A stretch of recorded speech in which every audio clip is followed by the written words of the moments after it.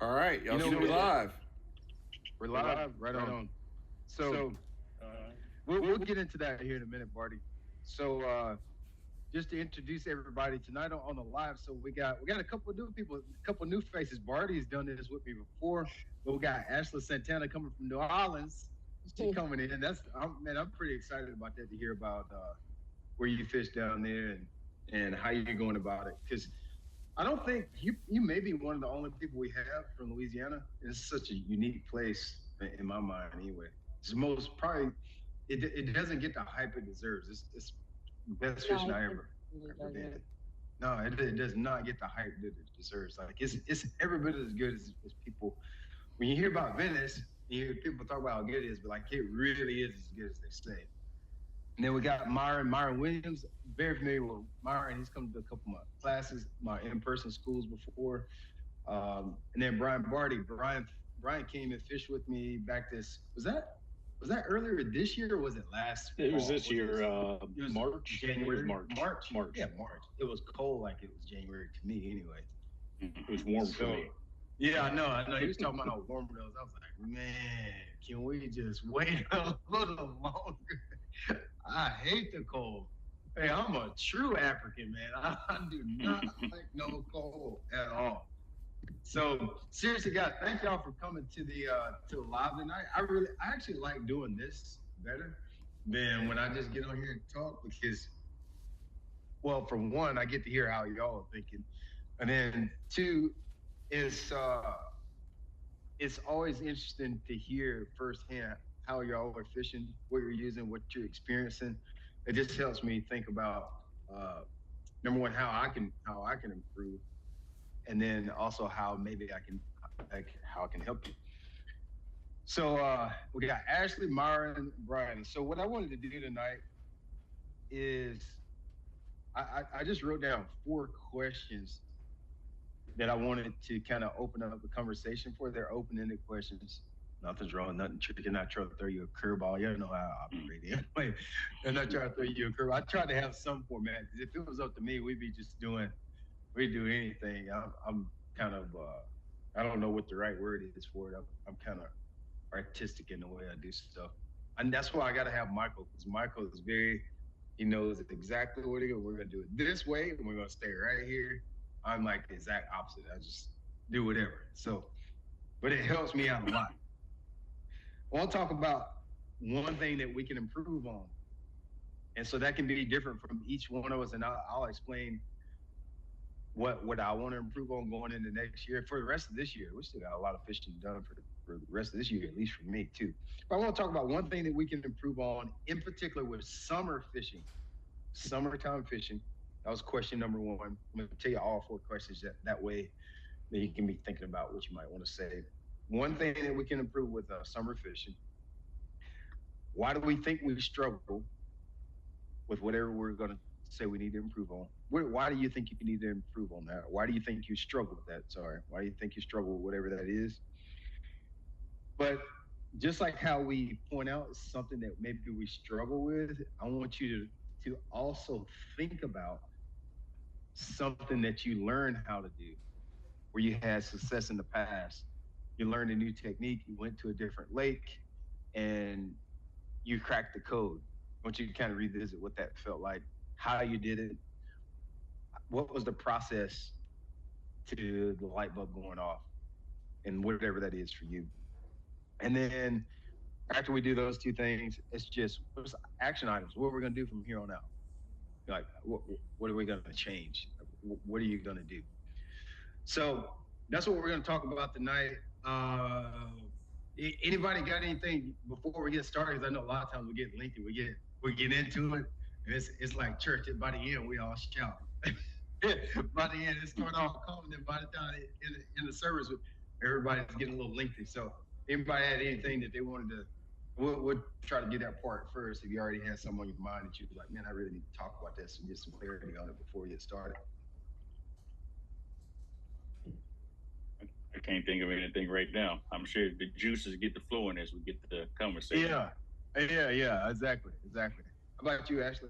Um, Well, I mostly fish like banks. I don't own a kayak or anything like that. So I'm like, confined to the bank area. So Yeah. it's honestly like always a challenge with that, like because of we have like in certain we have a lot of brackish water down here. So like in order to get like strictly fresh water, that's kind of like going to city park, and with Right. city, it's like a lot of trees and woods and trails and stuff that you kind of have to go through, and so it's always a challenge, like I said, but I'm still getting there. Yeah. Let's definitely hit on that. Let's definitely hit on that. I like that. So just to kind of share with you a little bit about how sort of like my fishing journey. So I didn't grow up. I actually grew up in a boat. It's really odd. Most people start out like brim fishing or bank fishing like you, and then they kind of progress. It went backwards for me since my pops was a tournament fisherman, and I didn't get to experience none of the bank fishing or nothing like that. And then when I got older and I got my driver's license, then I got to start fishing bank stuff. I was like, dude, this is really cool because I didn't, I didn't, I had to get no gas. I had to tow nothing. I wasn't worrying about like stealing nothing or nothing like that. It was like it almost opened my eyes to a whole new different style of fishing. I was trying to do that last week, trying to go bank fishing. Like I do a lot of wading here in the South Carolina, but it rained so much we ended up not being able to do it. But I did. Let's definitely hit on that here in a little bit and talk about like some tools that you can use. You're right; it is sometimes challenging because like the bushes and you down there in Louisiana, girl, y'all got a lot of things that y'all got a lot of things that'll bite you. So, Yeah, you gotta watch out. well, man, I don't know. Actually, you might need to you, you might need to get you a piece of plywood or something because I don't like it, man. Y'all got too many gators and snakes and who knows what else is down there running around. Definitely. Outside of snakes and bugs, we don't really have that around here. You do have the bushes and stuff, but man, Louisiana is wow. So Yeah. I get it. We'll definitely hit on that. That'll be the first thing we talk about before I even get into these four questions here. What about you, Barty? What you did you have anything? That came to mind. Struggling with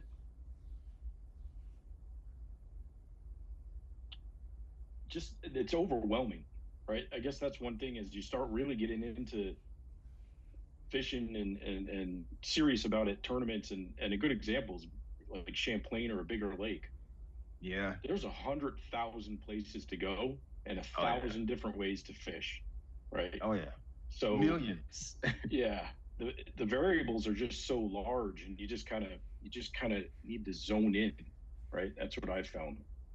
So So it's funny you say that. So I just made a video for the class tomorrow. I'm gonna do a spoiler alert here. So I want to do a challenge with us that like us, us three right here, four, I guess it's four of us. Or maybe five, count Michael too. Michael can jump in on the challenge. But I want to do this with the entire school. I want to do a one rod challenge. So you made me that rod, and I filmed this thing last week where I just fished with just one rod, just that rod. And what happened was I found myself focusing on the fish more instead of what I was going to throw.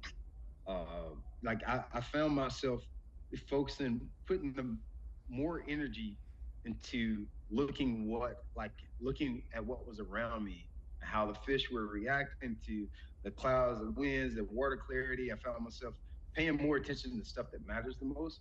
Because when I got 10 rods on the deck, I'll make a few casts and then I'll pick up something else. I make a few casts and you never really get into rhythm. And then you're spending too much energy.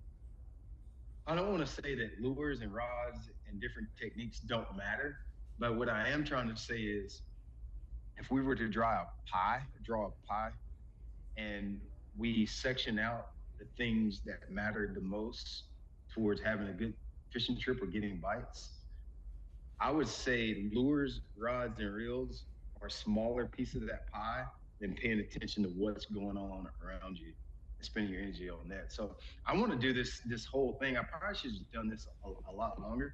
And that doesn't mean like if you're fishing a tournament, please don't do a one rod in a tournament. Don't do that. But what I'm saying, I'm not saying doing it every fishing trip. What I am saying is, if you can, if you got a 3, 4 hour trip, you go out after work, or just a shorter trip, maybe try using, even if you don't use one rod, use less than you normally do, two or three. And here's the thing: I took that one rod. Where's it at? I'm gonna reach over here and grab it. This is here in my shop. I took that one rod, and you would think I thought I had it in here. I was using it here. You would think just because I had one rod, that doesn't mean one knocking stuff over. It doesn't just mean one rod. It doesn't mean like one technique. Like one rod just means you just got one rod. It doesn't mean that I only get to throw one bait. I still had two or three baits, but what I found myself, because you got to take your time to retie, to do stuff with one rod, it, it forces you to pay attention to the things that matter the most, which almost always, because if you think about it, look at any tournament top 10. You just fished a tournament this past weekend. Um, if you look at the top five guys, I bet there's a bunch of different techniques going on. If I had to guess, I know in our tournaments it's pretty wide So range. the tournament's next weekend. I was just up Oh, it's fishing next with my weekend. buddy. Yeah, Oh, okay, the okay, bass the perfect. Bass Masters were up there this weekend. That's right. Yeah, they Yeah, just finished. They had that day where the wind blew and they didn't get to fish, right? Friday. But if you look at the top 10, just any tournament, there's a bunch of different techniques to play, and so you can kind of pick your points and probably, especially on a place like Champlain, and find something that works for you. It doesn't have to be 15 different things a lot of times. So that's great stuff. Um, let's do this. I want to talk about what Ashley was talking about with the shoreline fishing, because really and truly this kind of relates. The more I fish, I made a video. I don't know if y'all are watching those videos that I put up on a weekly basis, like the little quick tips.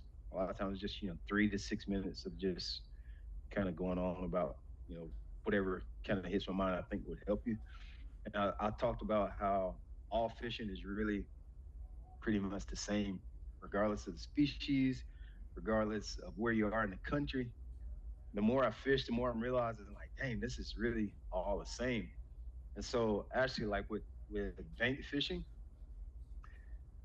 believe it or not, it's the way that you would approach it. Now, the way you would approach it is the same about as much as it is the way you'd approach it is completely different. Of course, you have some mobility issues because bushes, or sometimes it's just property lines. Like you can't walk there; it's private property.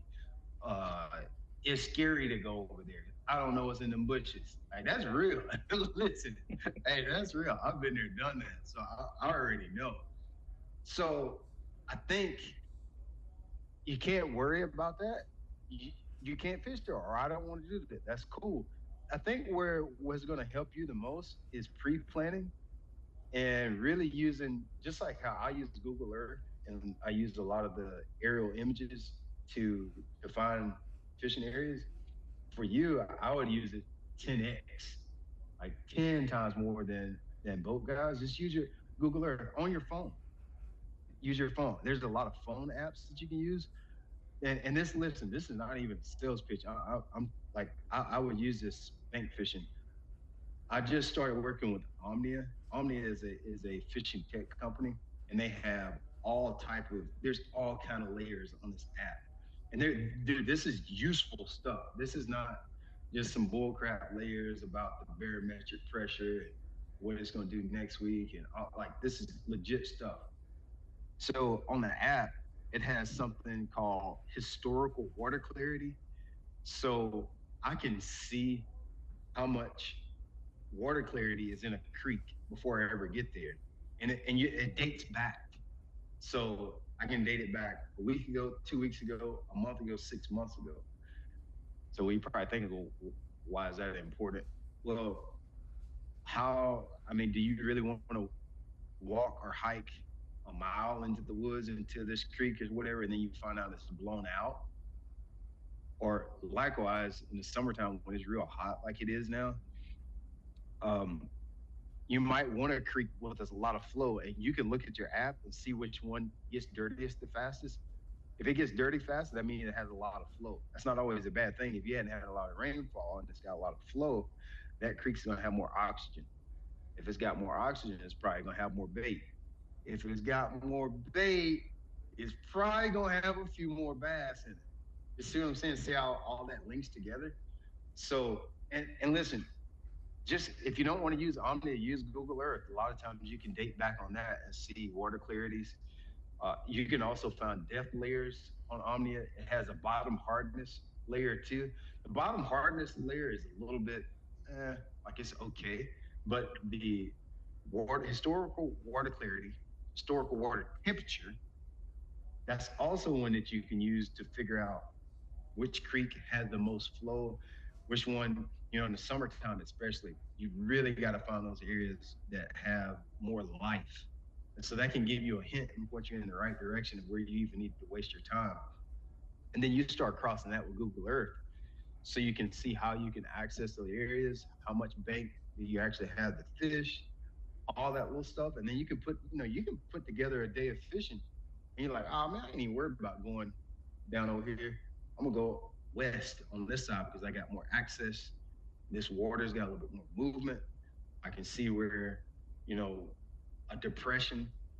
I know that'll be a deal in like Louisiana. It's like a 1 or 2 foot depression is a big deal. Probably even a half a foot depression is a big deal. So those map layers they help you know where the water's a little deeper.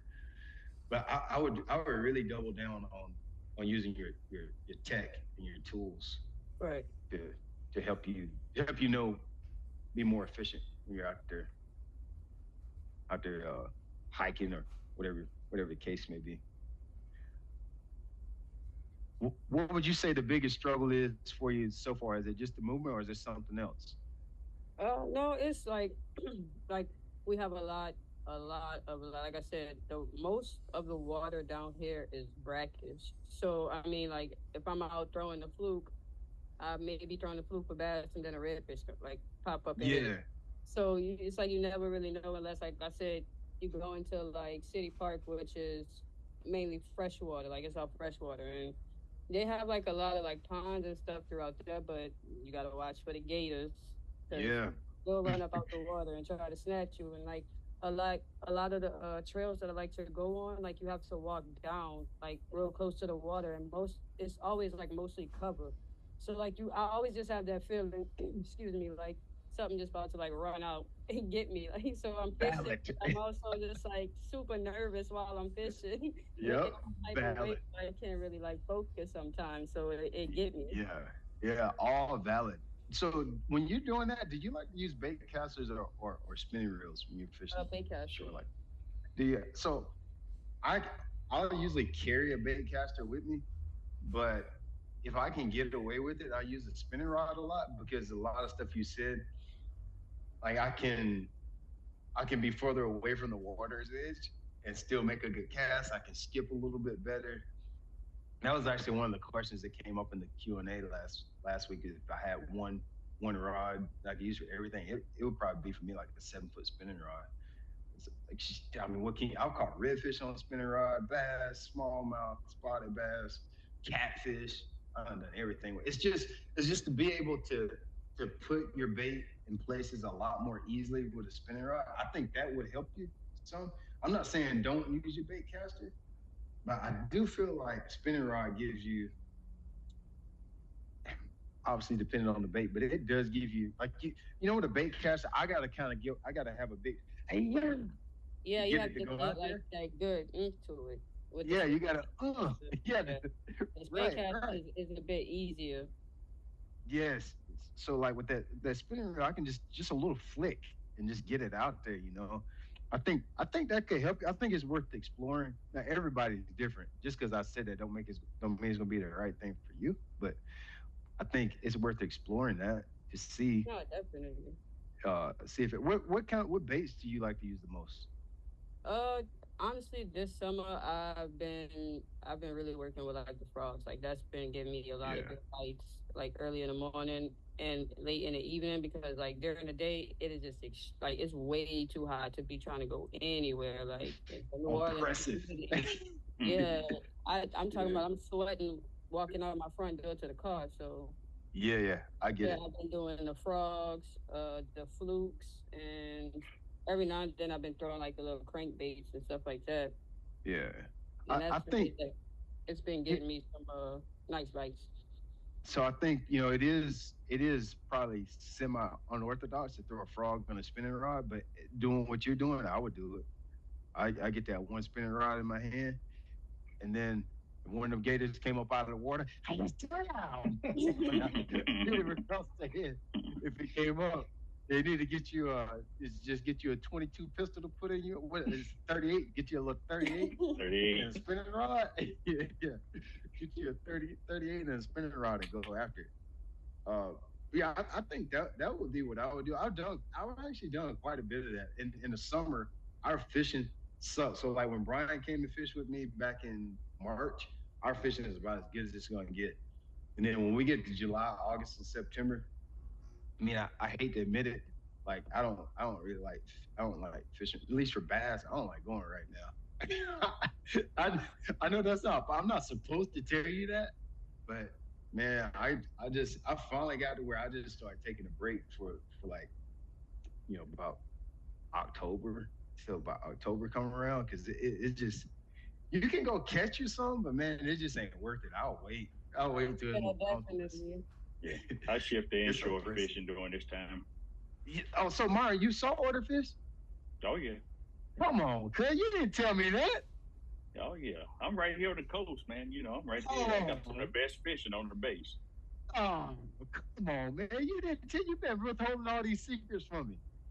I Oh did yeah. not know that. Hey, I can't wait. So let a little cat out of it. I just got another bay boat, a brand new bay boat. I ain't never had a brand new bay boat. I got a brand new bay boat. Cannot wait to start saltwater fishing this fall. Nice. Cannot wait. Yeah, yeah. I love it, dude. That is so.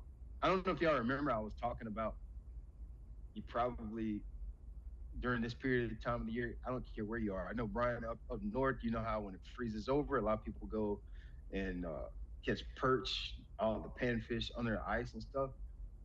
Technically, like y'all are already doing it. You're forced to do it up north. You can't bass Yeah. fish, but you want to fish. You want to catch something, so you start fishing through the ice. So ours is the opposite. In the south, in the summer, it's so oppressively hot that I think it's a good idea to just leave the bass alone for a little while. Go night fishing, do the inshore, like saltwater fishing stuff. They bite, they bite all in Hmm. the tide and so forth. So You could that's you what could I have love. told me that before I went to Florida in July. Oh, oh, oh, dude, isn't it literally? It's almost depressing At how hot it is. 10 a.m. and it's Oh I don't yeah, care how many fish are out there. yeah, yeah.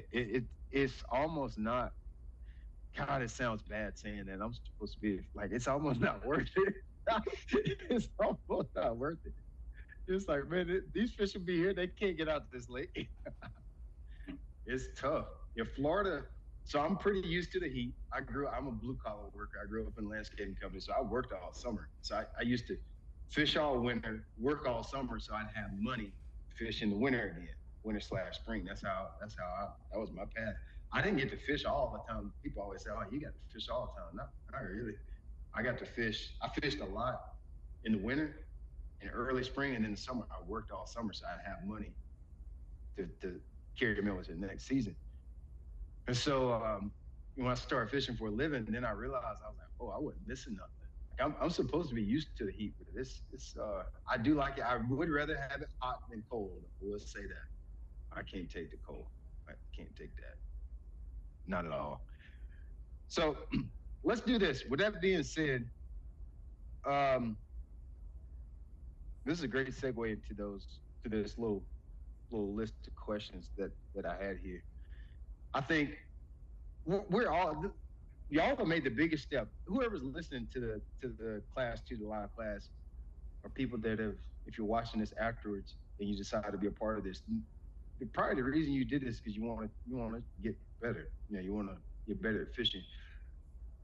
But always the gap in between is how do you do that? How do you do it? There is a path. I've seen things that I get better at over my life, and then I've seen things where it's like, man, I need to really work on that. It's still a lot of stuff that I need to work on, and so that's why I come up with these questions. I was just thinking myself, like how when I'm trying to learn something new, when I'm trying to get better at something, how do I do that? Like what are the next steps? Because it's easy to say, well, I want to get better at summer fishing. I want to get better at finesse fishing. I want to get better at finding fish on the bank. I want to get better at fishing my tournaments. But the next move is, how do you do that? In my mind, it's just asking yourself almost insulting, simple questions.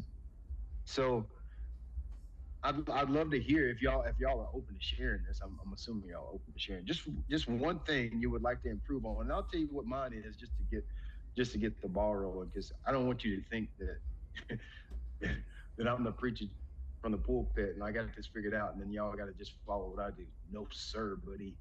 I got a lot of stuff that I'm trying to learn and figure out and master. And there's a different level of learning every time. I've done a lot of finesse stuff just because of where I grew up fishing and just the habitat where our lakes are. And then every year I find a new level, a deeper level of understanding of what I thought I already knew. It never, you just keep finding out it's deeper, it's deeper, it's deeper. So one thing that I want to improve on is the big bait stuff that's kind of popular right now. I feel almost convicted that I didn't get on this earlier because it's kind of been lingering around in my area for a very long time. When I say a long time, I'm talking like since probably 2010ish to 12ish.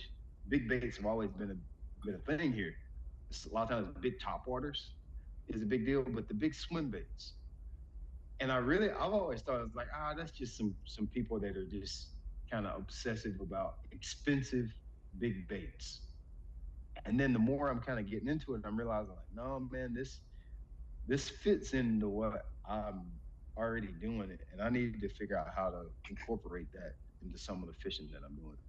So I want to get better at throwing big baits, uh, in particular the glides and the big paddle tail swim baits too. I want to get better at using those, figuring out where they work the best, figuring out where I can use all those. Because that's what I'm going to work on, like for the next probably next 6 months or so, is just working on that, trying to figure out where I can throw them, what the limit, what the capability of the bait is. It's something as simple. Being a tournament fisherman, you tend to shy away from baits that you don't get a lot of bites on.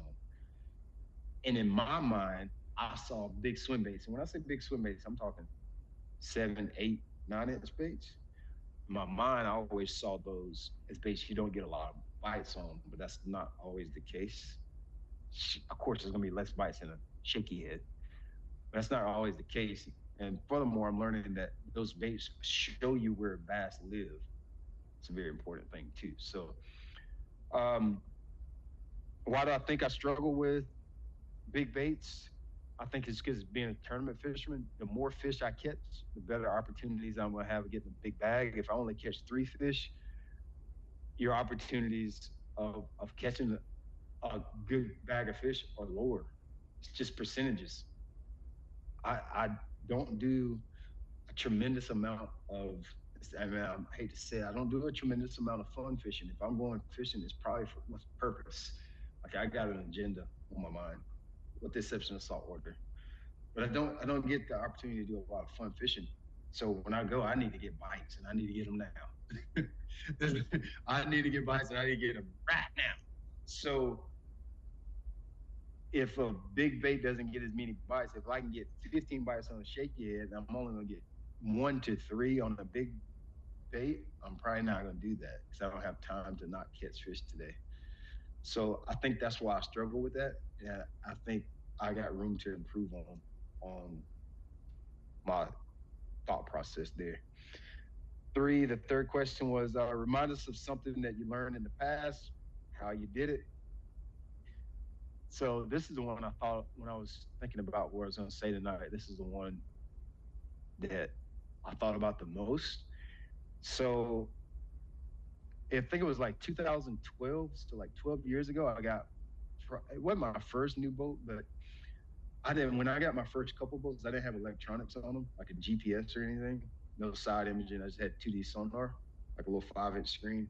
And when I got a new boat in 2012, it had GPS, electronics, side imaging. Boy, let me tell you, when I got that thing, and I could actually start idling and finding fish and rock piles and brush piles. I idled for days. I found every brush pile and ledge and hump and school bass in Lake Hartwell. I'm talking about like I did this for I could not wait to get out there and go idle and find groups of fish. That was when side imaging was just getting popular, when Van Dam was winning all them tournaments doing his thing with it. And so I did that and I got really good at it because that's all I would do. I got obsessed with just seeing things on the screen, turning around, circling around, and casting at it and catching fish. And so I got obsessed with that for about 3 or 4 years.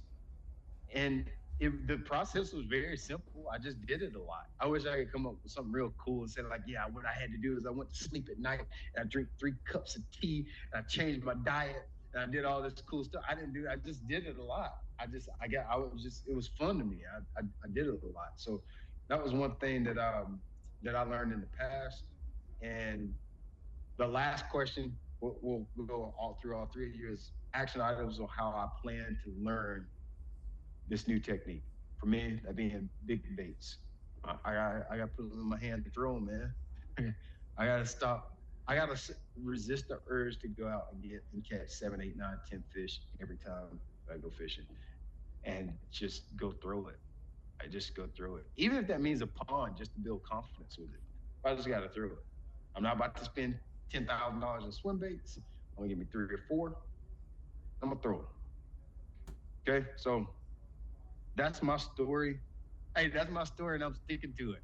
So, so we'll let Barty start on this. Is that cool, Barty? Can we start with you, or should or Yeah, you need some absolutely. time? Nope. So, first one. Let's talk about one thing you want to improve on when it comes to summer fishing. Frog. Frog. I have them. I throw them. I just don't have confidence.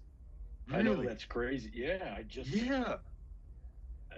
I got them. I use them. And Really? then I watch Bobby Barrick, and I'm like, man, I got to get good with a frog. Oh, especially where you are, man. Them fish are so dumb. They think a frog is a real frog up there. Yep. And so, why do you think you don't have confidence in the frog? Is you don't get bites, or what is it? Probably haven't got bites, and to your point, just switch to something else. Right. Uh huh. Yeah, that's Something fair. else that works. Something else that I Yeah, have confidence in. that's Um, fair. Valid. and I like the idea of just take a rod. You're frogging today, Yeah, right? yeah. That's what I did with the jig, and Right. now that's my confidence. Yeah, the Throw the jig. jig. Yeah, yeah. So when you were building confidence with the jig, how did you walk me through the process of that? How did that come about? Well, I saw people catching them, Yeah. good ones, right? Getting lots of bites, getting good fish, and I'm like, man, I gotta do some of that. And I just went out there and just started doing it. And and Yeah. and then I focused on with the jig for me was the accurate cast, right? Uh huh. Yeah. Get that thing in good locations, and that's paid off Yeah. with Yeah. some nice fish. So I, it's funny you said that. I don't even know if I got a jig in my boat, like a jig, casting jig, flipping jig. I don't throw them that often. It always blows people's mind when I say it. I was like, no, I flip a lot. That's the funny thing. I flip a lot, but not a jig. What's your favorite jig? What walk me through your setup? I can't tell you. Ah, It's secret. no.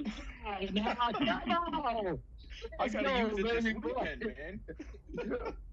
You No, got I okay. have How about this? If you can't tell me the jig, you can at least tell me everything around the jig. What the rod? What are you looking football for? jig. I actually use that rod that I built for you. Oh, this one. That's my jig rod.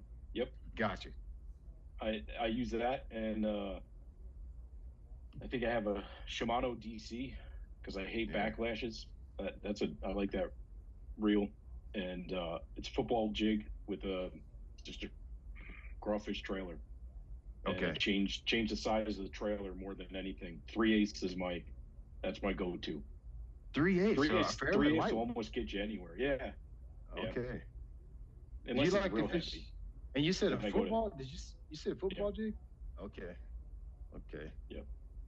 Now, so like when you said a crawfish trailer, my mind went a bunch of different places. You know, you got crawfish that kick, you got crawfish that don't do anything, you got crawfish that look like a crawfish, like More of a flat flat. tails, Yeah. Oh, so you like the but flappers, the one that kick? especially in the summer for me, Okay. right? Just It, it's just what I use, right? right. Just to the point, I think in the community, Kevin was saying it was a red, or Kevin or Ken was saying I was a red crankbait in the summer, Yes. right? Yes. I'm Because that's what he so was throwing. yeah, 'cause that's what he was throwing. Right. Yeah, That's one thing we always talk about. Yeah, when that water temperature gets 55 degrees, the red crankbait. It's like, man, have you ever thrown one when it was 86 though? Nobody throw it. You don't ever try it. You remember we used to think wacky rig was like a bait that you only catch fish on when the fish were spawning. I don't know. I don't know when to not throw wacky rig anymore. all It's depends. all the Yeah, time. It's like that's one that's it's always on the deck. you gotta have it. Like it's just one of those things that works, right? So yeah, you gotta have him. So the frog. I think we kind of man, we kind of went through it already. Why do you think you struggle with it? You kind of said just because maybe just put something down and put it down to Just throw something else. yep.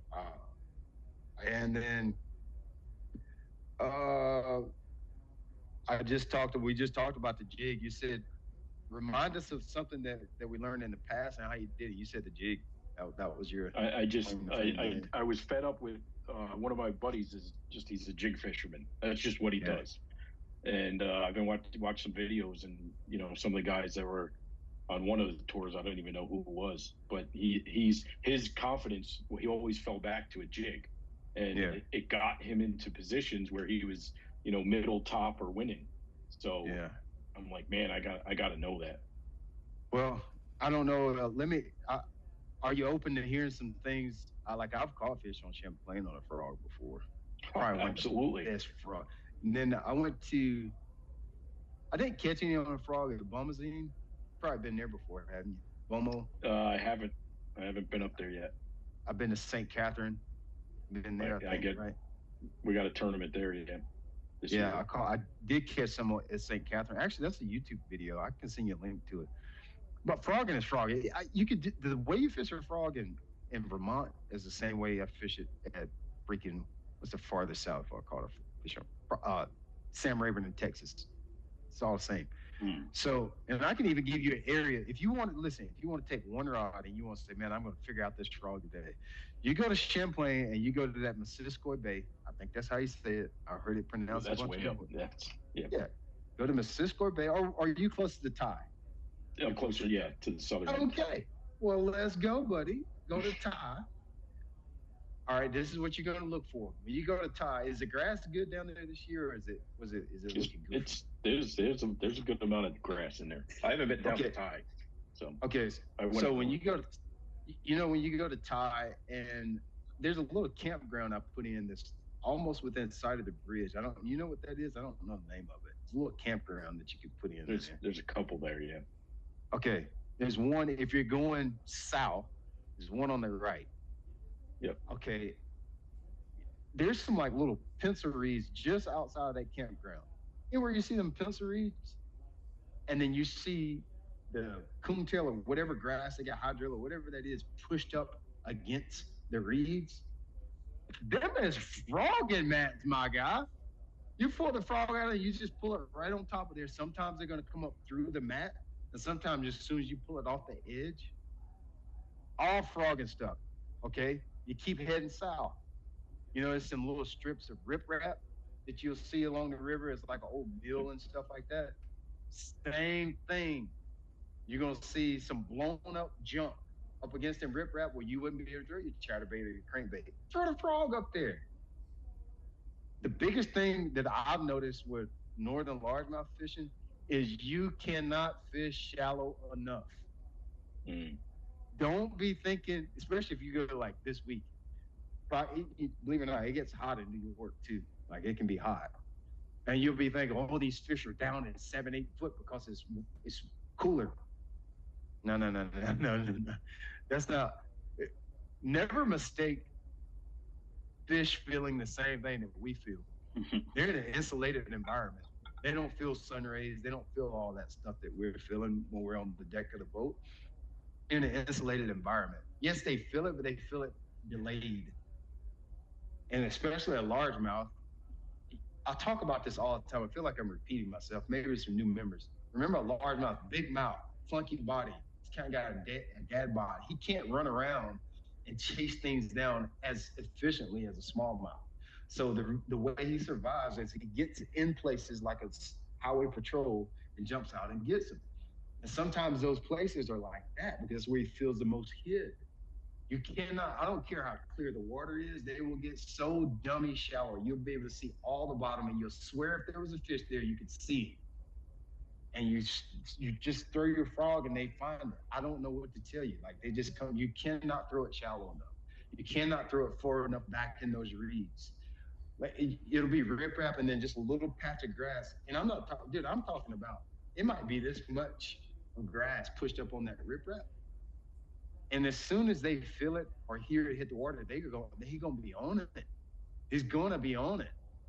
And so, like, if you want to learn how to fish a frog, you got the perfect playground. If I was really wanting to get good at a frog, I would go to Champlain. I would go. It wouldn't be probably anywhere down south, to be honest with you. Those largemouth fish they're hungry. They're gonna hit it. Or do what I said, go to Missisquoi Bay. Missisquoi Bay, you could just live in there. Just put, like you said, get you one rod. And listen, depending on what type of frog fishing you're doing, this rod I would use this rod that you made for me. If it was open water frog fishing, yes. Fishing back in the thickety bickety, maybe not. I think it's a heavy fast. That's a medium heavy. Yeah. This is the most versatile one. This is one. By the way, that which made me think. So, Ashley, when you know how you're probably limited with rods and so forth. This is probably if I was going to have one rod to walk the bank with, and it was a bait caster, this one would be it. So Brian made this rod for me. It's a 7 foot. What is it? Is it a medium heavy? Is it fast. Still called a fast? Yeah, medium heavy fast. Yep. It says it's rated for 10 to 17 pound test line, 3/16 to 3/4. This would be the perfect like bank walking rod because you can just do everything with it. There ain't really nothing you can't do with it. Right. You could beat a python with it, you throw a frog with it, or a gator, beat a gator, whatever down there, a Loch Ness monster. That and then just a 7 foot. The same thing with the spinning rod. You could even go a little bit shorter so it can help you around the bushes and stuff too. No, definitely. I've been for like the past couple of years, honestly. I've been using like the little dock runners, the ugly stick dock runners. Yeah. I'm putting like my bait casters on there and just using those because like it's way easier to just throw that little 3.5 foot versus like a 5 foot pole or something like that with all the trees around you. Yeah. And something else I didn't talk about that would definitely help you is make sure you are using even on your it gets a little funky on the bait caster, but on your spinning reels, make sure you go and braid the fluorocarbon. Oh, always. I always use braid. Okay, perfect. Yeah, because you can just get so much more distance. Yeah. With that, like that's almost a non-negotiable on spinning reel. It gets a little weird on bait casters because the knot, like the guides on the bait caster are smaller, so when the knot goes through, it's just a little more clunky. People use braided fluorocarbon on bait casters all the time. I'm not a fan, but that's just a personal preference. It doesn't mean it's wrong. It's just no, I prefer braid, and especially like I said, it's a lot of trees. So if I throw out and I get caught in a tree, like I'm gonna try to pull it out. Yep, exactly. You gotta bring it back. So Barty, that was good, man. Hey, go to you got the playground, dude. If anybody can catch a fish on a frog, it's you. If anybody can use the Bobby Barrick stuff, it's you. Actually, did you get to watch the Bobby Barrick live about frog fishing? No. Oh, come on, Ashley. Come on. You Honestly, got I got so into the frog because my 5-year-old, like he's really into fishing, and I asked him. We was in Walmart one day, and he asked me to get him a frog, and so I was out fishing by myself in City Park, yeah, and I just decided to throw it on there. When I threw it, I was instantly addicted to it. Like it was just yeah. hitting back to back to back. Walking or popping frog. Like Popping. the popping frog. Oh yeah. Oh, and I have the walking frogs too, like the little small Yeah. pocket, the lunker hunt pocket frog. Yeah, yeah. Yeah, those work Is so well. that one's your favorite one, the lunker hunt? Yep. Gotcha. I Gotcha. went back and bought three more. Hey, I'm gonna put you on a little bit of something just for you to try. So one thing I did learn, and Barty, this is for you too. All the frogs are not created equal. Like they might all look the same, drastic difference between all the frogs. So let me walk. I got a couple over here on my wall. I'm gonna walk. I think y'all can still hear me talk. But Yeah. so some of the frogs, some of them, um, I didn't have as many as I thought. But this will help me bring home the point anyway. Some of the frogs, like the bodies are stiffer. Like this is a spro bronze eye. Probably my go-to be spro I like bronze the eye. Spro. Yeah, it's hard not to like the spro bronze eye. Some of them are going to be easier to walk than the others. Some of them it takes a little bit more finesse to get them going. The spro and listen, I've even learned that certain colors have softer bodies. I don't know what they do to them, but certain colors have softer bodies. So the body won't. If the body doesn't collapse good, you don't get good hookup ratio.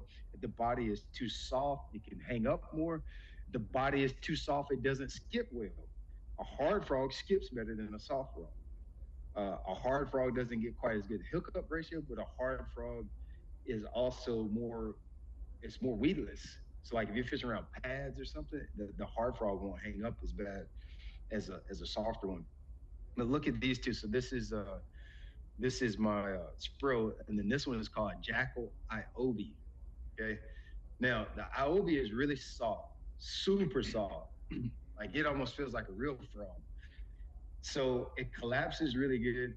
But when you go to skip it, a lot of times what'll happen, you go to skip it under a tree, and if you don't do it, like the bait will foul up around the hook. But it's a real finessey type frog. Like this one, I can make, even though it's a walking frog, I can make him kind of spit, like stick back and forth. The Jackal Iobi is really good for clear water because it's like it don't make no noise. It just kind of snakes across the surface. Uh, there's a bunch of Japanese frogs. Iobi is one. What's that one that got popular? It's Sprinker, Jackal Sprinker. Y'all remember that one? Remember that one, Myron? Jackal No, Sprinker. it don't ring a bell. All right, so I tell you what I'll do. Y'all remind me tomorrow. I'm gonna make a list of some frogs that you like might not find in just your normal tackle stores like Bass Pro or even Walmart. Sometimes I bought frogs from Walmart, wherever you may tackle shop. Some stuff that you can get online that not even at my store that you can get that are one-off frogs that will like it will some different frogs will do you a better job. They're not all created equal. I'll make a little gear list for that tomorrow and just post it in the community section with links. But there's a lot of Japanese frogs. They'll be bigger. They'll be smaller. They'll be like not as wide. Some of them are really really wide. Some of them are thinner. But they're all different and they do different stuff better. I mean, it's like you'll know it's a drastic difference. Some of them is real easy to walk. Some of them is real hard to walk. Some of them cast better. Some of them get better hookup ratio. The sound is different. So don't discount. You know, you can get like what like you can with any technique. You can get super granular and start nitpicking all kind of stuff. But just to help you, just give you some more options Well, with Yeah, my frogs. go tos are Spro and 6 cents, and I like Yeah, Guggen colors, but you got to bend the hooks out a little bit on those Guggen that frogs. Googan is hard as a brick. Yeah, He hard. Did you boil that one? I don't boil it. I just bend the hooks out, make sure I Gotcha. can get a good hook set. But I like the 6 cents and the Spros are my go-to. Gotcha. Got 6 cents in the Spro. So, Ashley, are you familiar about the bending the hooks out on your frogs? Better hookup ratio? Yeah. Yeah, you bend them out to the side. You can boil them so they're softer too. What else can you do? Some little frog tricks. You can trim the Uh, skirts up. yeah, trim the skirts. You know, Bobby, he hates when you trim, but I have trimmed my skirts. You can see that one's trimmed. One's longer than the other for sure. So yeah, that's frog. I got really onto that too. So when I was telling my little story about one thing that I did that I that I learned. The other thing was frog fishing. You wouldn't think where I live, you wouldn't think to throw a frog. My biggest bags would come on a frog on Lake Hartwell. Like like Marty's been here. You wouldn't think there's nowhere you saw when you came to Lake Russell to throw a frog. I bet you would think. Yeah, Nothing that I saw that was like, let's put a frog in there. yeah. My biggest bags would come on a frog. Hartwell is Wow. just like Russell. You know, it's that look. Myron's been to Hartwell. Didn't you fish to? Did you fish the Yeah. classic? Yeah. Last Har- January, I took big Yep. bass in that one. Right. That's right. That's right. Yep. Hartwell. I've got my biggest bags in July, August on a frog. You wouldn't think that. Skipping it on the docks. Yeah, And then that's what I got that bass on the dog. yep. Big ones being on the docks. So Myron, let's hit you up. Let's see. What's one technique, one lure, one anything? It don't have to be a technique, it don't have to be a lure, just something you think, man, I really want to get better at that this summer. So I tell you, down here in South Georgia, Florida, I'm a finesse fisherman. So my offshore game is lacking, which was Mm-hmm. evident in at Hartwell when I had to fish that deeper water. It was foreign territory to me. So I have to Right. get better with my offshore game. So I'm fishing out of a 2023 Z19 Pro, got the wrench, electronics, all that stuff. So when you put me in deeper water, I'm not as proficient with my forward facing sonar as I would like to be.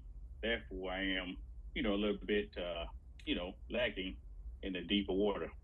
So I Right. like to fish structure. I like docks. I Yeah, like me too. grass lines, lily pads. I like, all that good stuff, right? Let's So when you're talking about go. fishing frogs, I'm comfortable with the frogs. But if you Yeah, put yeah. me offshore and I got to get anything deeper than like a DT7, Right. that's where my skill set, starts to diminish a little bit. So I have to get better at the deeper, that 15 to 20 and deeper water is where I would like to improve. So what bodies of water are you fishing down in South Georgia? So I will fish Headwaters, Fellsmere. I will Oh, fish sh- Kingsley, Santa Fe. I will go okay. over to Seminole. I hadn't made the crack down to Okeechobee yet, but that's on Yeah. the list. And then I plan on going down to the Harris chain here in the fall. Okay. Yeah. So Harris Chain is a really good offshore lake. So let me share something with you. Well, I want to share two things with you that I've been learning, and one of these that I just discovered just recently. I didn't come up with nothing new, but just kind of discovered it. I'm like you. I'm a target fisherman, and don't forget that fishing offshore doesn't always mean deep, especially where you live.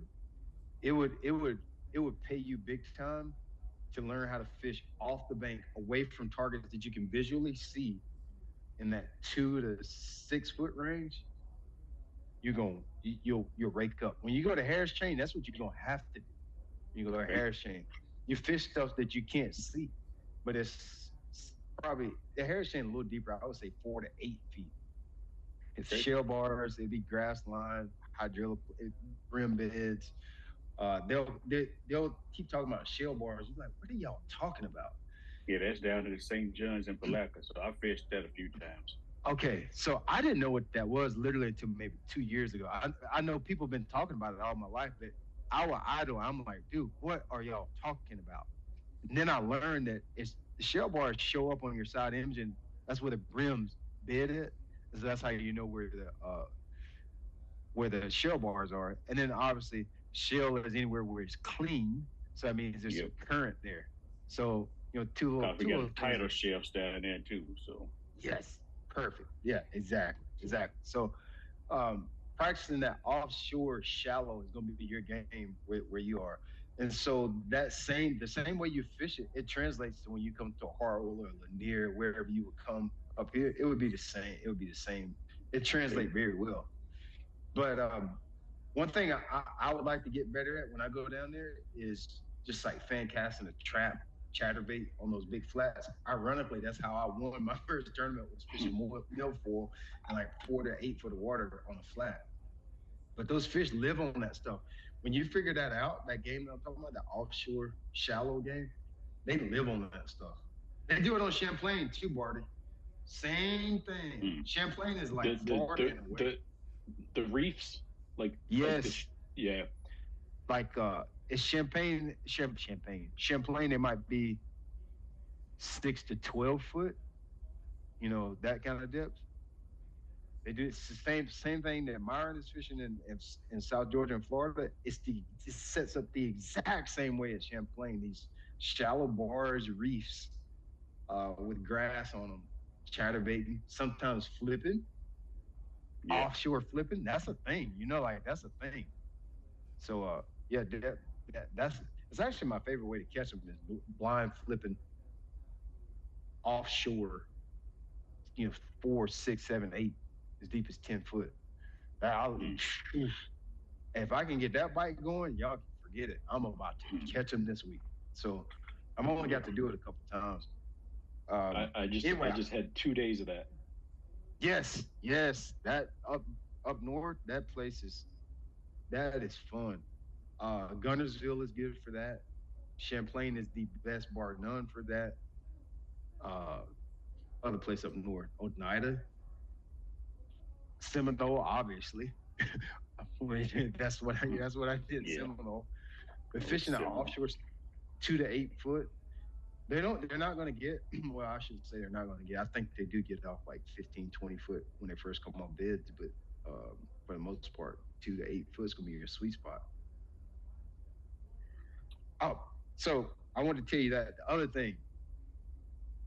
Okay, forward facing sonar. You were talking about that, and I'm learning this. Okay, what I'm about to share is what something that I found out I missed. You were talking about forward facing sonar. You can use that shallow a lot, and I was when forward facing sonar first got popular. I was assuming that was going to mean people were catching them 15 to 20 foot deep, and that's the only place it would play. It's the most dangerous tool you can use. I'm finding out from like 4 to 8 feet. Mm. Find it and listen. Not always just about the fish. Scanning around. Oop, there go a piece of wood. Oop, there go a rock. Finding stuff that you wouldn't have seen without it. And where you live and you get out on the flats and you start scanning around looking for all this stuff, come on, Tina. You So start let me doing ask you that. this. So, buddy of mine, when I came up to fish that Sinclair tournament back in March, he Mm-hmm. said, "Hey, when you get up in those coves and you're in shallow water and you found them with your forward-facing sonar, turn it off because Okay. it will disrupt the fish. It'll make them skittish." What's your Okay. take on that? I think, I think, I think that's the reach. I think it's a reach. Uh, Matter of fact, I know it's a reach. Well, Okay. okay, so yeah, I I've seen this and experienced this, and then we got to think practically here too. We really got to think practically. Number one, you got a 19, 20, 21 foot piece of hunk of fiberglass floating in shallow water, and you're gonna tell me he feel the ping, but he don't feel. He be like, oh, nah, the boat. Nah, I ain't worried about that boat floating towards me, hitting the troll. Have you heard how loud your trolling motor is in the water? Oh yeah. You ever been in the Yep. water and hear that thing? Well, you're from the Navy. You know about all this stuff. You know Yeah. exactly. Before I went to It's bench, I was a sonar tech. So, oh, exactly. It's loud. It's really loud. And so I didn't talk about this on school. I did talk about it on Facebook one day.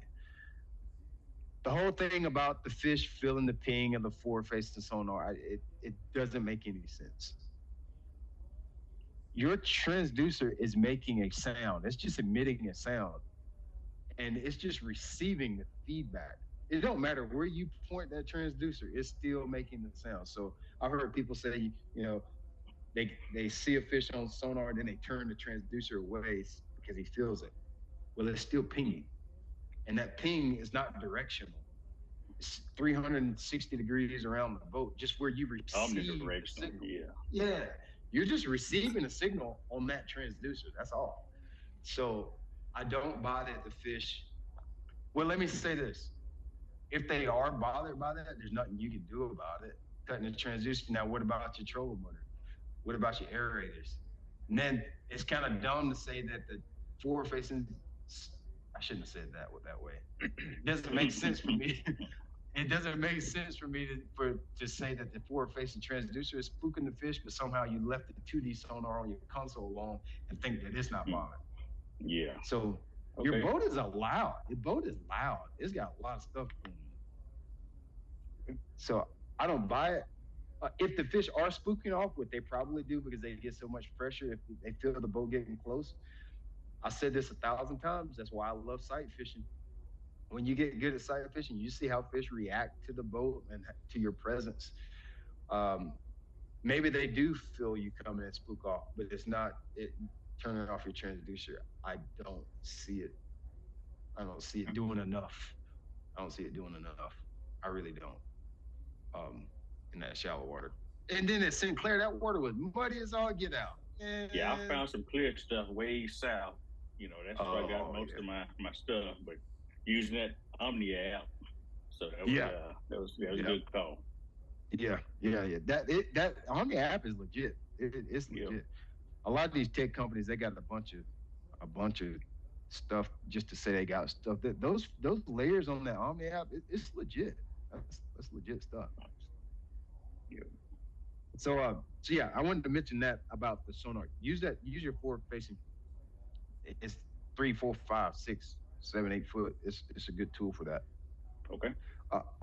Something. Remind us of a time when you learned something in the past and how you did it. So, given that I was in a different environment up in Hartwell last January, I was like, well, let me go back to my comfort zone, which is flipping docks. So I was never flipped a dock that had 40 foot of water on it like at Hartwell. So I Right. took that rattling jig out, flipped it up in there, and Big Mama came and took it. So I was Yeah. like, okay, that's my bread and butter. So I'm gonna go back There to she it. is. Yeah, that she is.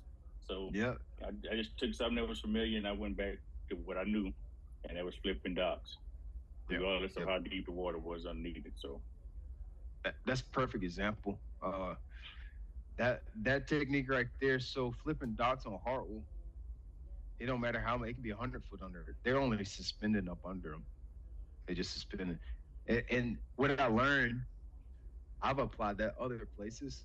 So like if I was in Louisiana, I would look for something for fish to suspend up under. Do y'all have lily pads down there, Ashley, or what? Y'all got lily Yep. pads on the river? Yeah. I know this sounds crazy, but fishing lily pads and docks can be similar because fish are just looking for something to get up under and feel that shelter.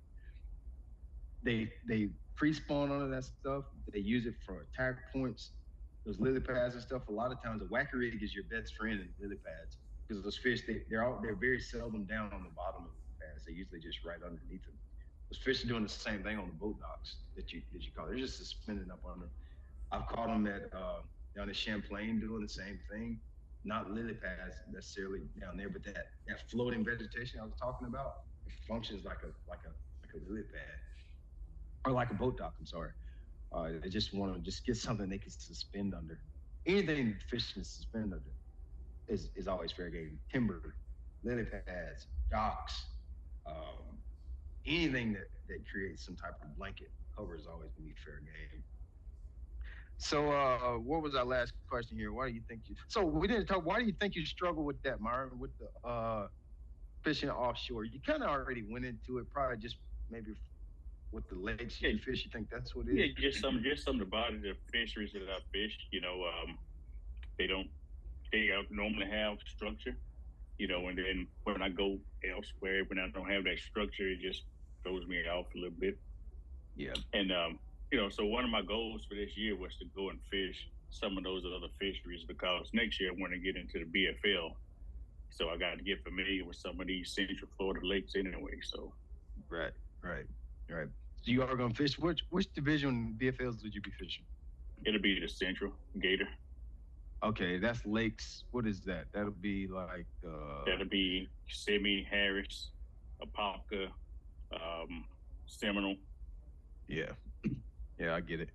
Yeah, that forward facing sonar is playing heavy in Florida right now. Yeah. Heavy. Finding those wads of grass and then scanning around on those grass clumps. You probably should think about that too, Barty. That's when you were saying that, I'm thinking to myself. So that's one thing I focused 2 years on, is because I'm in technology. So Right. Yeah, that yeah. forward facing sonar, what I found is, man, you can chase fish all day long. That don't mean you're going to catch them, Right. but you Yeah. find that structure. And Myron, just like you, two local tournaments I won. I was just accurate casting structure, docks, boats, you know, whatever it was, pilings, and that forward facing sonar. I don't use it. I don't use it really to look for a fish. I Yeah. mean, if I find a bait ball, I'll look for them. But man, Right. you find that rock or that sunken boat or that dock that got pushed out from Hurricane Debbie and then sunk to the bottom in 13 feet of water. Mm. Don't let no one else know about it. Yeah. Okay. That what you just said, Barty, is what I wish I would have realized about it 2 years ago. Because that's where that is how you tournament fish. So catching fish with forward facing sonar and tournament fishing with forward facing sonar is not the same. Like when you came down and fished with me, we used it almost the whole time. I feel like, but it's something different about it in a tournament because you need to do exactly what you just said. A lot of times we're just looking for fish with it, but what you just said, finding that stuff with it and using some common sense. When you take forward facing sonar and then you gel it with common sense fishing, you got a dangerous tool then. Like you got something pretty special. So yeah, that's I've really I've cool. I've found one rock, like, and it's not even big, maybe a 2 foot rock in 20 foot of water. Yeah. Toss something out. I didn't see anything on it. Tossed it out there, 4 pounder. Yeah. It's crazy. And I'm Dang. like, So man, crazy. this is. I just gave away the secret. Yeah. I, Okay. Myron, what I think that's gonna look like for you is like if you find it'll be a couple of things. I think it could be finding those isolated patches of grass that you can't necessarily see topped out to the surface. Um, it could also look like finding wood just in the middle of grass. I know up north that's what I like to look for. It's wood in the grass. Down south it doesn't seem we don't have as much wood if you got grass. I haven't figured out how to find brim beds in that yet, but I think you can with forward facing. I just haven't figured that out just yet. Or that would be more with the perspective, I think, wouldn't it? With the Yeah, if you Yeah. do I, the scout I can see the modes. scout scout mode. in perspective with I got Garmin on my kayak, the live Right. scope on my kayak. Yeah, I think that would be if you could get good at using that to find brim beds, that's another opportunity for you. But it's almost unlimited. I think by the way, I think we are going to get some type of restrictions on that coming up for 25. I've been hearing a lot. I know it's at least being discussed Oh heavily.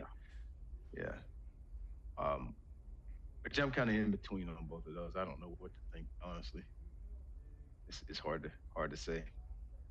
Mm. I always think Let's see. NASCAR and Formula One, right? You have Yeah. NASCAR, all the restrictions. You got Formula One, all out, anything you want to do, Anything you and want to do, pick your racing. yeah. It's almost like in Formula One, you got anything short of putting a robot to drive the car is legal there. Yeah. So last one, Myra, how do you think you can execute on this? How do you think you can get better at fishing offshore? I'm just gonna go to some fisheries that's got deeper water and just go ahead and practice. Just do it. Yeah, yeah, just Yeah, do it. do it. Yeah, that's the best thing to do. It. Even those Make lakes down there where you are, they're fair game. Spring Creek on Seminole, it's a great place to learn how to fish a little deeper. yep. Perfect. Yeah. All right, Ashley, talk to me, old girl. Let's talk about one thing you're gonna do better this year. I really, I have to start working and like using like the swim jigs and the spinner baits because I'm like just like I'll go out there and then like I'll start using it, but then once I realize like I'm not really doing it with it, I'm gonna go back to what I know gonna work. Like so, I just have to get with it and stick with it versus just going back to what I know. Yeah, I think we all do that. I'm Hmm. probably the king of that. I'm like king to the point where I started getting rid of tap. I was like, all this stuff I'm not using, I'm getting rid of all. I, I'm getting rid of so much stuff for that very reason. So, which one did you say? Swim jigs is one you want to learn? Yeah, swim jigs and spinner baits. Swim jigs and spinner baits. Yeah, that's those are good too. Have you started with the chatterbait much yet?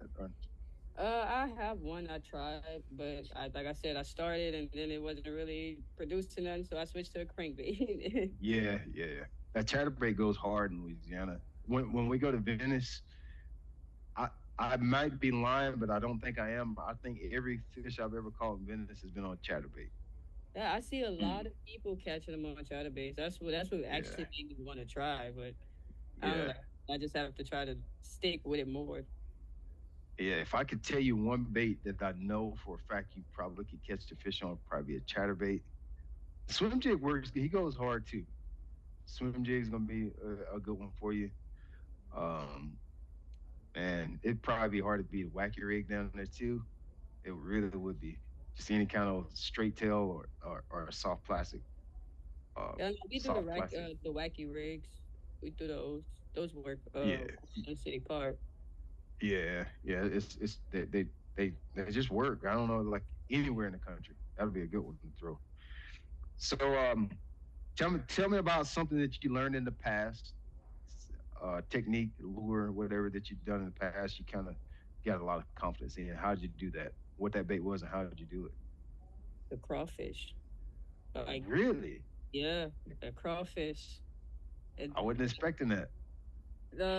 years ago, I started. It was like pre-spawn, and I started with the crawfish, and like it was just hitting. Like I absolutely loved it, and I tried to go back out this year and maybe like throw the crawfish, but I could not find fish messing with it anywhere. Like they just wasn't having it this year. Like a soft plastic crawdad type thing? Yeah, I used the what's the rage cross? I use a Oh rage. yeah, yeah. That was Oh my Oh go. yeah. yeah. I love Oh those. yeah. Yeah, she talking. Even Hey, at she talking like nighttime, she got some sense, ain't she? I've even done it Hmm. at nighttime with the blue and black ones, and I get bites all through the night and everything on them. Oh yeah. The rage crawl. So, and it didn't even have to be the rage crawl, but just that style crawl. There ain't nowhere that exists that don't catch them. It don't. So when I won Seminole, it was on a bait like that. So at the time, Z Man didn't have one, and I was using one from another brand. Yeah, was that a rage crawl there, Myron? You But I good? like I like this color paired with that rage crow Oh yeah, orange on that yeah, chatterbait. yeah. Oh, so you putting the rage crawl on a chatterbait? Yeah. Oh, okay, yeah. Yeah. That's something you could try right there, Ashley, because y'all got so many crawfish in Louisiana. Orange or red chatterbait to go hard. Yeah, I actually really like that one that he just showed. Yeah, that's that fire crawl. Is that That's which one? that's Which that's chatterbait that's was that's that? the that's that fire crow color Uh huh. Yeah. with the orange and the red with the black speck. I Yep. caught a 6 pound on that back in May. Yeah, that one real nice. Yeah. Yeah. That color would go hard for y'all. Y'all have so many crawdad down there. I would try that. And you can put that same crawl that you're talking about. You can put that rage crawl on the back of there. Huh? You can put that on the back of there. I even Hmm. like it because you can keep it right. You can keep it up high and bring it around pads and stuff like that. Keep it up, out of the grass. The Yeah. rage crawl it kicked real heavy, so it'll keep the bait up. They keep it up in the water column a lot. I Yeah, haven't you tried could that. try that.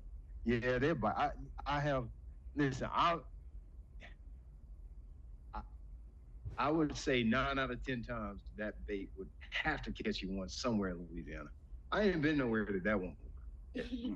I ain't been nowhere. But that rage crawl style bait, that's a heavy player. Just Texas rig, is that how you was fishing on Texas Yeah. rig? Yep. Yeah, boy, let's go. That's him. That is him. You can flip it. You can kind of, you can swim in it. You can do all kind of stuff. Yeah, I Put him just on the like back of your a swim couple jig. times. Yeah, yeah. Put him on the back of your swim jig. I was looking to see if I had a swim jig rigged up for one, because that's what I use on the back of the swim jig. It's not a rage crawl, but it's that style bait. They're all about created the same. So in Z-Man is called a helicrawl. Um, that's the one that we came up with, a couple years after we didn't have one. It's called a helicrawl, and it kicks the same way. It's a little bit smaller than a rage crawl, but that'll catch them too. So Hey, Brian, the crawl, yes sir. there's a question there. Does a swim jig get hung up? No, I like a swim jig for heavy cover fishing. So I'll throw that swim jig in the thickest stuff I can because it's pretty weedless. How about you two? Anybody else fish it? How do y'all Yeah, like fishing swim I jig? got one that got a weed guard on it too. Yeah, I got a couple of swim jigs, but this is a flipping jig here though. But I got the same color in the flipping jig that I yep. also throw in there like that. That orange color. I'm looking over here on my Yeah. wall. Let me walk over here and see. I don't think I got a swim jig over here on the. I don't have a swim jig, but I got quite a few jigs. I don't have one here on the wall. Yeah, I got one or two. I got a smoke. I got one. You remember? One of my swim. This is not my favorite color. I really just like to throw black and blue. I don't care how dirty the water is or whatever. A lot of times the swim jigs they have a little bit different head on them. It's like a little bit more slim Like head. pointed. Yeah, it's more pointed. The line ties in front instead of on top, like a 90 degree. The brush guard won't be quite as thick. The weed guard Yeah. won't be quite as thick on them a lot of times. And then also, a lot of the times the hook is going to be a lot more stout on a swim jig for using a Yeah. braided line or like he was asking about getting snagged.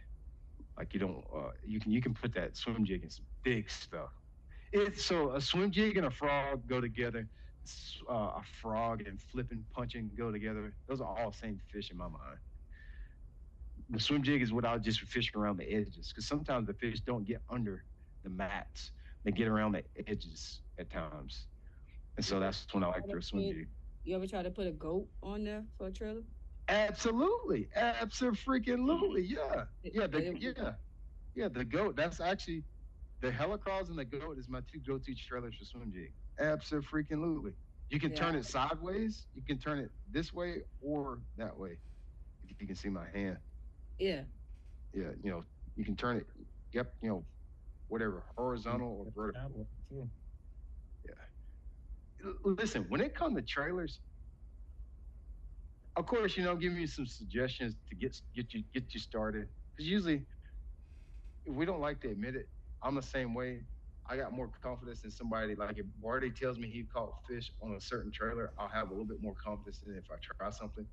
But really and truly, I can't think of many baits that you couldn't put on the back of a swim jig that would catch a fish. Swim baits work good, like 3 or 4 inch swim baits. I've caught them on the Gremlin, which I did not think that was how that was going to play out because it don't even look good. I'm gonna be honest. I created the bait. It don't look good on the back of a chatterbait or a swim bait or a swim jig. It don't even look good, but they bite it. I don't know why. The swim baits, crawls. Uh, John Cox uses a chunk on a swim jig, just a freaking chunk on the back of a swim jig. So like, you can use just about any kind of soft plastic. It's fair game. Anything can be fair game for it. All right, so we're gonna get better at throwing the swim jigs. I'll do some videos about that and stuff too. I'm gonna write all this stuff down when I get off the call with y'all, so we can make some workshops around them. Uh, action items. How we gonna figure out how we're gonna get better at them? I think it's probably gonna be about the same as everybody else. You got any? What's your plan on getting better at those baits? Which ones? I'm sorry. Swim jig or whatever you plan on getting or using, getting better at improving on this year. I'm just. It's gonna have to be a situation where like I literally just I have two poles and I put one on each and that's all I have. Like I restrain myself to that so that I don't go back and just throw something else on. I know it's gonna work. Yep. Yeah, that's the best thing to do. It works for you. I think you probably find yourself wanting to do that more. I know I found myself wanting to do it. Like I want to do that a lot of times, just because you kind of get in a zone and you can focus on what you need to focus on. I think that's a good idea for you. Yeah. Try that. I'll throw some stuff up on the site on swim jigs and stuff too. I'll make sure y'all remind me. I'm going to try to make sure I remember. I'll do the thing, the gear list on the frogs because there's a lot of different frogs out there. You definitely want to try. I think everybody here fishes a frog, so we'll keep that in the pocket. All right, here. So except, I got some except for notes. me, of course. Yeah. So Barty's gonna learn the frog. Ashley's gonna learn the swim jig. Myron's gonna fish offshore a little bit more. I got that right. Yep. That's great. They give me some good stuff to talk about and create some workshops around for the next couple of weeks or month or so. Sound good? All right, that's all I got for y'all. Y'all got any more questions? Thoughts? No questions. No. Where do you think you're gonna hold the classic at this year? Is it not already? Is it not already? Don't they already? Oh, you talking about my classic? God dang. Yeah. So probably going back to. I'm thinking back to Sinclair. That like guy. that. Yeah, they really enjoyed having us there. So back to Sinclair, or it could be down your way. I got a good friend down at the guy James that had us at Lake Sinclair. He runs another dealership on Lake Eufaula. Okay. So it could be Lake Eufaula, Alabama.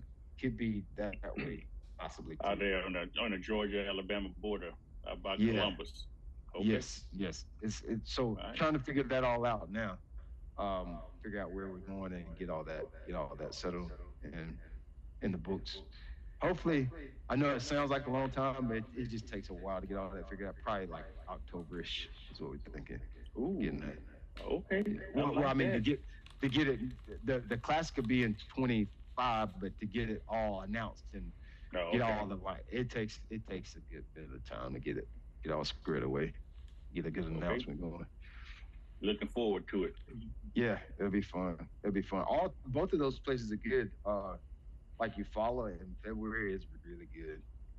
February, March, it'll be really good fishing down there. Okay. Right on. Had to slide over there and fish it. Yeah. In case. I think that's actually a little closer to you than Sinclair, if I'm not mistaken. Is it not? Shouldn't it be about right the there? same distance. About the same distance. Okay. Yeah, but it's a good place. I fished there quite a bit actually. Really good lake. All right, guys. Thank y'all, man. I really appreciate y'all being part of the school, first of all, and then spending your time out here on a Monday night to talk fishing. I appreciate y'all doing it. No problem. Appreciate you for having us. Yes, sir. Thank you. I came late. I didn't even get to see it all, but it was great. I watched all your video, all your content, man. We love it. I'm glad she was able to talk to you. It was awesome just sitting back and just learning how everybody react and what they use in different places. And right on. Do it again. Well, I appreciate it. Hey, I didn't even know. I couldn't see him. I was like, where is that coming from? I didn't want to get in the way. Like, I was trying to stay out. You wanted in the way?